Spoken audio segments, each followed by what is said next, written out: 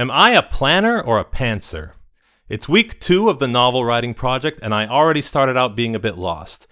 There's this huge project in front of me, but I didn't know where to start. Happily, the internet is a wealth of information, and just searching how to write a novel has given me way more videos and articles than I have time for.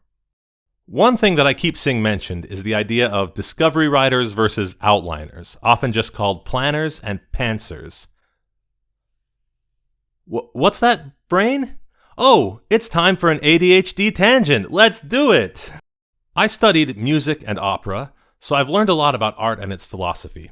Since ancient times, there's been an acknowledged tension in artistic pursuits between the need to plan carefully and the need to follow where the muse leads you. Symbolically, we sometimes talk about this tension as being represented by Apollo and Dionysus. For you Percy Jackson lovers, you might remember that most of the gods are gods over multiple domains. So Apollo is not just the sun god, and Dionysus is not just the god of wine. From my dear friend Wikipedia, I learned that Apollo's the god of sun, light, archery, music and dance, truth and prophecy, healing, diseases, and poetry.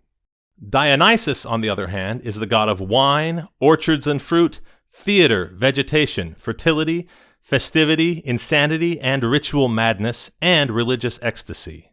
Notice, they're both traditionally connected to the arts in some ways. Apollo has music, dance, and poetry, and Dionysus has theater and ritual madness, which is definitely performative. Apollo was also an oracle and a lawgiver. He could see the future as easily as we see the weather. How can you improvise if you know the future? To an artist, then, Apollo represents the mind and the plan. Dionysus and his followers believed in freedom, and their festivals often gloried in the subversion of the established order. Through wine and a subsequent religious ecstasy, they tried to free themselves from self-consciousness and fear. For many performers, those are two of the biggest things which inhibit them from being able to improvise and go with their impulses.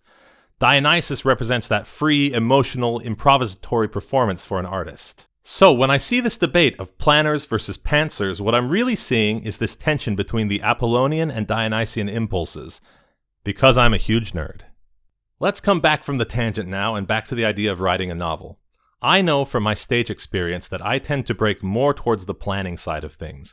I like to plan in detail and then let small changes and improvisations happen in the moment. So I'm pretty certain that I'll do better approaching things as a planner. Another consideration is that I'm not willing to spend a lot of money on someone's system at this point. I've had a lot of hobbies in the past where I get excited, I spend money, and then I lose interest in a few weeks. I don't want to do that this time. So after looking around at several different options and ideas, I've settled on using the novel roadmap published by a site called The Novel Factory, link in the description.